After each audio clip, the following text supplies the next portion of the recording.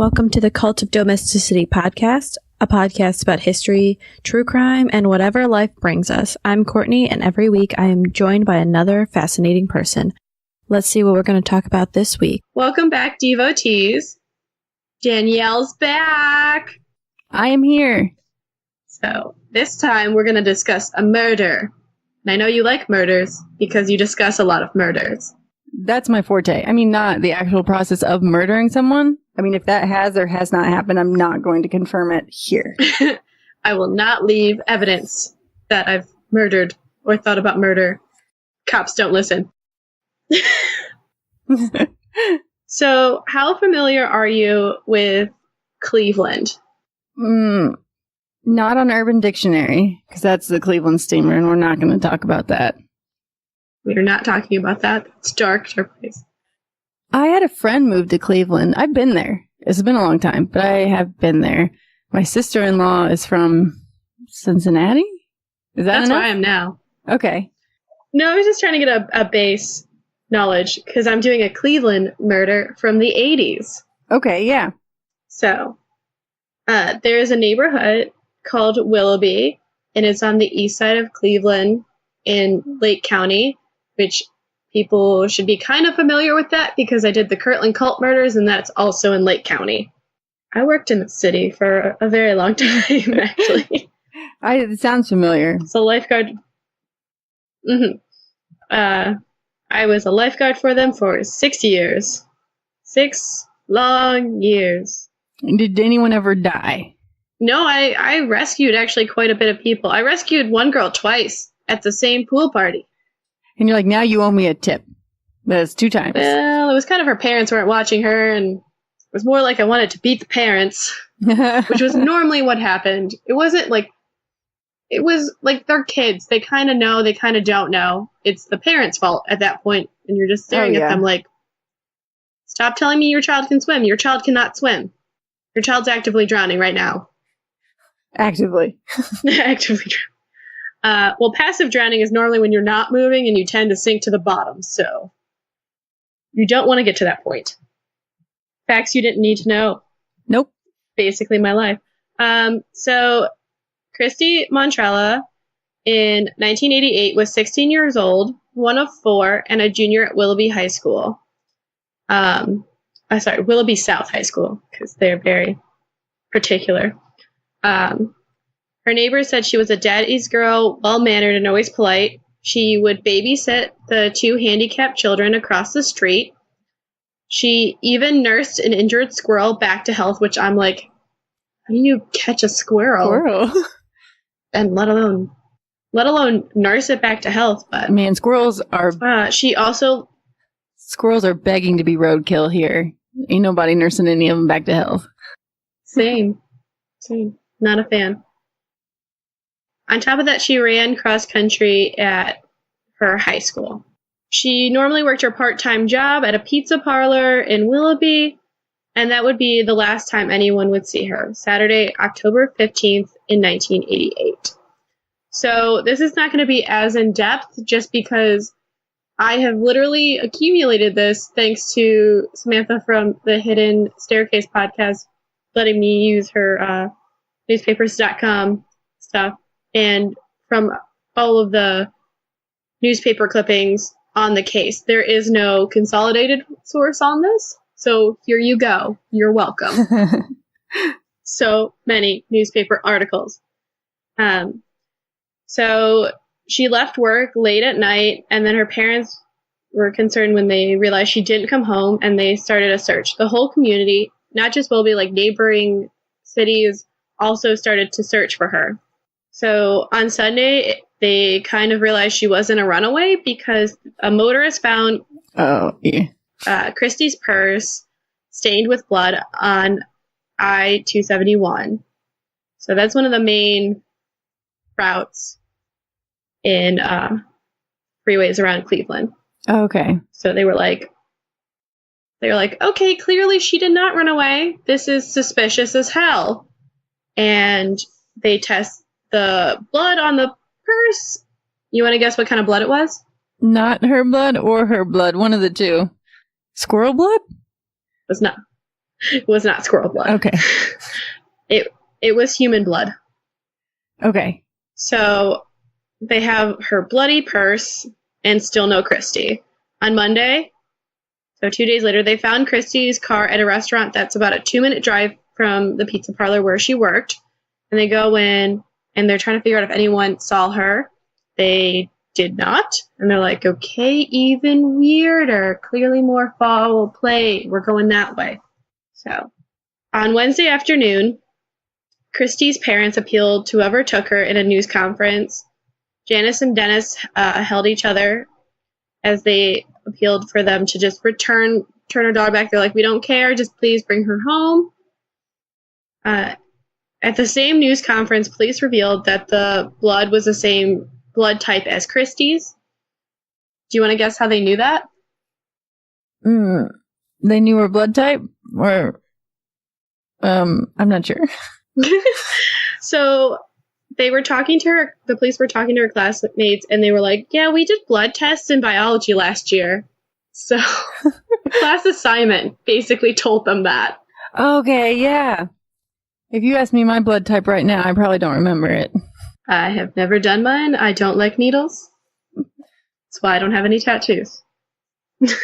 So, and police are based on what she knew it was. They're like, this is pretty much true. And they're like, we're still going to fingerprint the bag. So they have her purse covered in most likely her blood. So the Willoughby police plus local communities police joined in searching a 12-mile section of 271 around where her purse had been found. On top of that, a motorist found a white shoe in a similar area matching the description of Christie's work shoes. Quote, it would almost indicate to me that it was thrown from a car, said Lieutenant Young. He said that the Montrellas had not been able to confirm whether or not the shoe belonged to their daughter, end quote. So, okay. We now have her purse and a shoe. And blood. And, yeah. And so 271, even where it's really built up around there, there's normally trees and grass and all of that. And around Willoughby, there's some wooded areas along that route. So, possibly you could hide a body there. Okay. Mm-hmm. Thursday evening, there was a report that went out that a body of a girl was found near 271. She was found in the trees 5 miles north where they had discovered her purse and shoe. In the trees? She was in the trees? Well, in the wooded area. Okay. I was just making sure it wasn't up in the trees, because that's fucked up. That would be insane. They tentatively identified that body as 16-year-old Christie, which, she's so young. What were you, think about it. What were you doing at 16? I'm being real dumb, but I was usually where I said I was. Yeah, usually, but, They had to identify her through her dental records, which is terrible. Yeah. She was actually found fully clothed with no indication of sexual assault, so yay? Yeah, I take that. No indication. But the initial state of the body made the police advise Christie's family, you do not want to see that. You do not want to see this. Really, you do not want to. So Lieutenant William Young they found the body, and Dennis Montrella called him shortly after, and he kind of had to tell Dennis, hey, we found your daughter. He didn't want to, but he's when the father of the missing girl is calling you for an update. Oh, that would be hard to lie. Yeah. Yeah. So the police decided to send over an officer who had gone to school with Dennis to update the family on the progress. Hey, we found the body. Don't look at it yet. Yeah. So the police now know this is a murder case, obviously. But with basically no suspects. So they begin to question those around Christie. By Friday of the next week, so this literally happens the 15th, and by the 22nd, they have their suspect. Okay, that's pretty good. Yeah, it was really quick. I was reading this, I was like, holy, did they do this all in a week? she went missing, and within a week they found her. It's like 4.5 days till they found her. And then by like the next Friday, they had the guy, and I'm just like, wow, that's great police work, because Willoughby does not have a lot of murders. But I think they got some help from possibly Cleveland or other cities. So they filed aggravated murder and kidnapping charges against her coworker, Donato Lombardozzi, who was 27, from Mayfield Heights, which is a little farther south on actually 271. So it makes sense if he was coming from Willoughby to Mayfield Heights if he's taking 271, because that's the quickest freeway method to get there. So basically, they didn't leave work. They left work together probably, and he dropped her off on his way home, we're gonna say. So he appeared in court, still dressed in his street clothes, quietly answering Judge Robert J. Grogan. And before he got his bond, he admitted that he was convicted previously of a concealed weapons charge when he was 18, and he was on probation after that case. I don't know if he was still on probation at the time, but he already had a criminal record, and he did not enter a plea at that given time. So, who's to say? So, kind of interestingly, Lombardozzi had 2 jobs. They always mentioned he was working at the pizza shop, which one article I saw said was his parents, and he also worked as a concrete finisher, which I don't know what it means, but I'm just assuming it's like a wrestling move where you finish someone as your like end move. So he finishes the concrete. I don't know. It needs to be said, I was 16 and working at a pizza shop. Did you eat all the pizza? Oh, yeah. I worked like the substation though, so but yeah, lots of pizza. I was always really greasy. It's not attractive. I worked at pizza places. Yeah, you eat a lot of food. Oh yeah. Especially if you're bored. Oh, when I was bored, I cleaned. That's why they liked me. They're like, keep that one. I was the hostess. All you do is stand. If no one's coming in, you're bored. The phone's not ringing, you're bored. So, Cuyahoga County Coroner Elizabeth Balra, I think it's significant. They went to Cuyahoga County coroners because Lake County's big, but I don't know if they have a lot of murders and stuff like that. So I think it was just due to the nature. They were like, we want a good job. Let's go next county over, where they handle a lot of murders and stuff. I've been to that morgue. It's very nice. Oh, really? I went for class. I'm just going to say that. I went for class. I did not go for any other reason. You didn't break in? I went for a high school forensics class, and our teacher... I'm so jealous. ...who was a pathologist before, she goes, I'm normally lucky because they tend to be doing an autopsy when they visit. They weren't. Kind of okay with it. I did get to see an x-ray of a guy who completed suicide via nail gun. That is commitment. Yeah, like 4 nails. What that is. See, my dad has a nail gun with a compressor. It does scare me. It does. Like, it's just going to go off or something and shoot nails everywhere. So, yeah. Now I'm even more afraid of it. For that one, it was like he committed, and then like a bunch of other really weird x-rays. They had fun showing us that. And then 2 of my classmates dropped concentrated hydrochloric acid. It's fine. They were having us do tests on drugs. All I ever did was religion classes. Like, I'm really jealous. Yeah. It was mainly because the professor, the teacher, used to be a pathologist.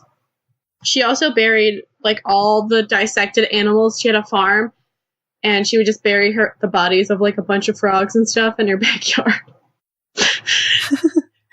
She was really nice, just a bit odd because, she, I think you have to be for something like that. Well, they don't let you out of, apparently if you're this turned into pathology talk of the little knowledge I have of it. She said because she was a low man on the totem pole, she always had the worst shifts, and she would just, work long hours and basically sleep in the morgue. No. Yeah. No, thank you. And the first thing the first thing she bought when she was done with that job was a brand new Mini Cooper because you get paid really well. Oh, she was great. So Balra had determined that Christie had died of strangulation and 2 stab wounds to the neck. So a little aggressive and personal. Mm-hmm. Personal, I was going to say, not a gun. Yeah. Strangulation is personal. Stabbing someone in the neck is also very personal because you have to get close. And it's messy. They determined that there was no signs of sexual assault. It took a while to determine this because they had to take the tests, and then it was the 80s. Additionally, they said there was no drugs or alcohol in her system at time of death. So, can't blame that. Nope. It's not her fault. Thank you very much. She was sober as sober could be. Because Ohio is the death penalty state, the prosecutors asked for the death penalty. During this time, especially during the search and later discovery of Christie's body, Dennis, Janice, and their 3 remaining children received outpouring of support by the community, just in love and stuff. Quote, "They, the letters, have been a source of our strength and hope for better days," Montrella said. "You have made us very proud to be part of this community," end quote. And that'll come back. I found out about this case because a family friend mentioned it, and I was like, I have never heard of this. And I have no idea why I haven't, because I grew up around here. So because of all this attention, this got national attention at the time. J. Ross Haley, one of Lombardozzi's 3 attorneys, asked the common pleas judge, Donald C. Nugent, not Ted Nugent, to rule on a request asking for a change of site after the jury is chosen. Or basically he's there have been more than 50 newspaper articles written about the case, so he's there's no chance of us getting a fair trial here. Kind of fair. But Judge Nugent said the jurors would be questioned about the publicity once they are seated, and he was going to do a wait-and-see policy if they should move the case. He's if it seems like it's a problem, we'll deal with it. But until it's a problem, we're not going to move. It's a lot of work and effort to do that. Yeah. Well, they never made it to trial because a plea bargain occurred. Lombardozzi changed... I think in this case, it might be why there's not a lot of information on this case. It might have helped the family to not have to know what he did. And that's also why you didn't have as much information if there was a trial, and then usually there's an appeal, and that stuff's online, and the facts of the case are displayed out. Yeah. So, Lombardozzi changed his plea to guilty because, the death penalty. Mm-hmm. And he didn't want... So, after this change in the plea, the family wrote an open letter that they are satisfied with the life imprisonment sentence with no parole possibility for 30 years. In part of the letter said, quote, "Lombardozzi's guilty plea means the end to this horrible nightmare. We are very pleased with this outcome. It gave us truth and a guarantee. Don Lombardozzi has taken all he will ever take from us, and in the process has destroyed his own life and that of his family. He will serve 30 long and harsh years. It is death," end quote. So they were okay with it. They're you know what? It ends this. We don't have to deal with it. So they thought. I was going to say 30 years. That's garbage. I don't know how many hours. In Indiana, 12 hours is a day. So if you get 30 years, it's 15 years. So I don't know what it is in Ohio.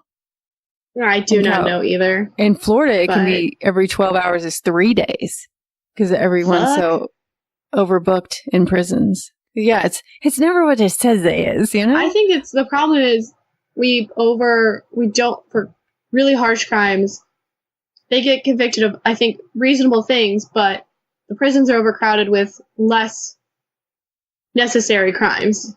And it's really? You're putting them in this long for that? Okay.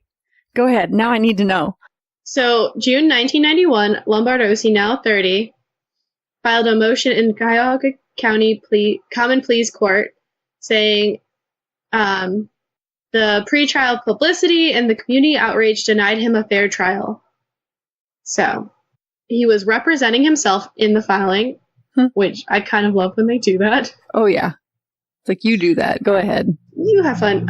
He says he was denied the right to the presumption of innocence and was compelled to waive a jury trial and plead guilty because there was basically a lynch mob of publicity, and he really just wanted to do it for his family.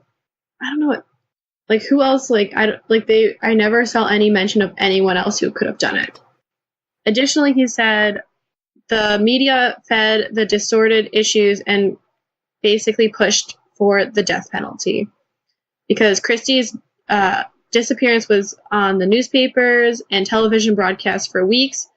The entire facts of the case had become so distorted, and the search for truth had taken a backseat for basically the public wanting their pound of flesh. Blah, blah, blah. Yeah. And he pleaded guilty on the day jury selection was supposed to begin in March 1989. So, I mean, that case moved very quickly. This is really only a couple years afterwards. Additionally, Lombardozzi felt that they were going to get he was going to get a better deal and reduced if he accepted responsibility, and he didn't believe that happened. He thought it was going to be around 20 years instead of the 30 years before he could get parole. So the judge basically and counsel, the prosecutor said, no, you got a fair trial. They didn't grant that. Well, okay, good. Last year in 2018 was nearly 30 years since he it was 30 years since he murdered Christie Montrella, and he was up for parole. 10 years before, he was also up for parole. So in 2008.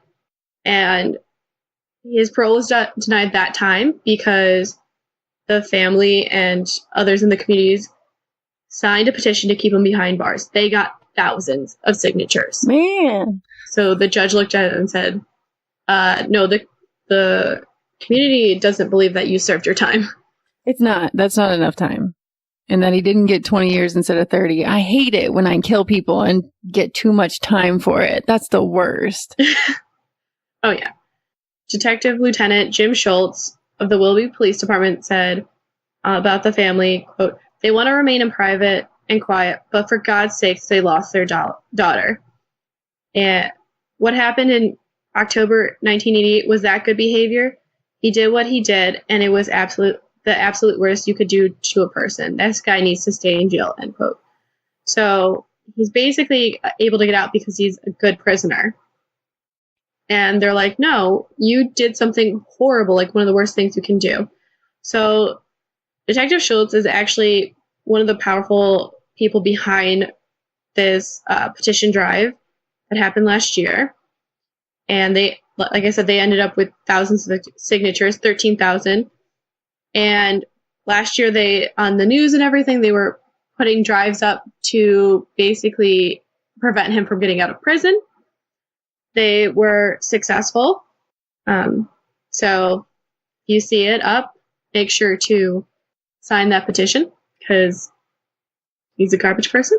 Garbage. Do we know why he did this? Are you going to tell me why? No, there was nowhere that explained why he did it. And it's so frustrating. I was like... She probably said, no, I will not sleep with you. And that hurt his feelings. And so he had to rectify the situation. Well, plus she was pretty much 10 years younger than him. So it's creepy. Very creepy. And even in Ohio, that's statutory rape. Man, I want to... That should be part of the plea deal.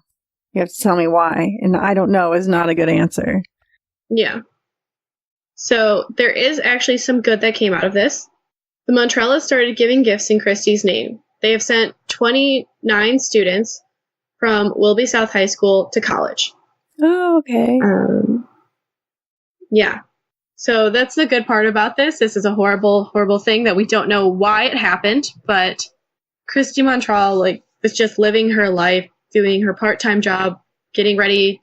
She was a junior that year, so she's probably looking at colleges and everything. And this man tore it apart. and left her on the side of a freeway like she was nothing. And clearly... That always hurts. The garbage, like I'm throwing you out like you're garbage. That always stings a bit extra. I don't know why. It just does. Yeah. And I think it's hard because there's still memorials for her. People are like it's very active that people in like Northeast Ohio remember, and they still do like remembrances for her. Her parents every year give a scholarship. It's just insane. Like this man took someone who could have been a real great member of the community and tore it apart, and her family's trying to do the best they can to contribute in her absence, I guess. Now that we're thoroughly all depressed because we don't know why, because it's not out there. And it's just really upsetting because, she was 16. Your whole life is ahead of you at 16. Oh, yeah. It's a really rough age. And to be going to school and having a job, and that makes you a normal, successful teenager. And she probably wasn't doing a damn thing wrong. Oh, no. She probably didn't do anything wrong. And the fact that he hit her car makes it feel so much more like premeditation. That makes me ill. I mean, he didn't do a great job of hiding her car, but did try to cover his track. So Danielle, do you want to tell everyone where they can find your lovely podcast? Yes, we're Hoosier Homicide and all things Instagram, Facebook, and all other podcasting platforms. It is not suitable for work. Well, thank you. I listen to it at work. I don't know what you're talking about. With your earplugs in, you listen to it. Yeah, I work in a bullpen area. I can't listen to anything without earplugs. No, and we don't put a warning in our intro. We're not like, hey, by the way, may contain graphic or offensive. We don't even do that. I don't know why. I guess I should do that.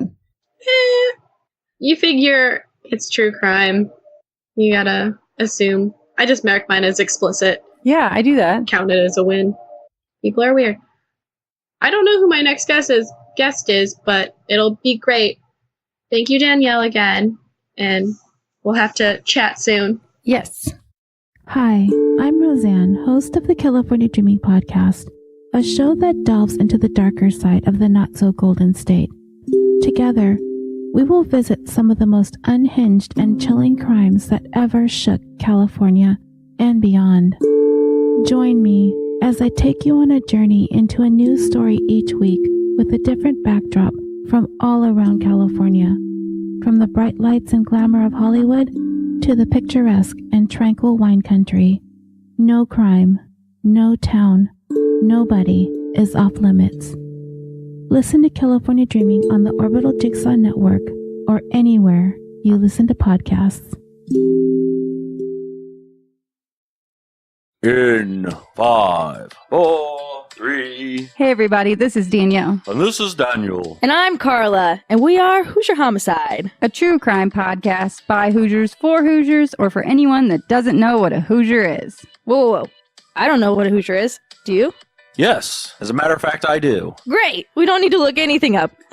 Go to Wikipedia and type in Alabama Hot Pocket. No, don't do that. And that'll tell you what a Hoosier is. Just come listen to us. You'll find out. Anyway, you can find us on Twitter and Instagram. Our handle is @Hoosier Homicide. You can also download any episode you prefer off of Stitcher, Podbean, iTunes, Google Play, and Spotify. We tell true crime stories with some random connection to our home state of Indiana. So come listen. That's what she said. For the love of God.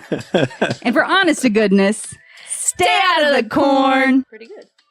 To Domesticity. We're available on all podcatchers. Remember to rate, review, subscribe to help spread the word, or just force other people to listen to it. Our Facebook and Twitter are @Domestic Podcasts, and our Instagram is @The Cult of Domesticity. We also have podcast merch at Threadless. As well, if you want to support us financially or show some appreciation, we have a PayPal tip jar and a Patreon, which has some pretty great perks. Any topic suggestions, feel free to email us at domesticpodcast@gmail.com. Remember to stay domestic and cult-free.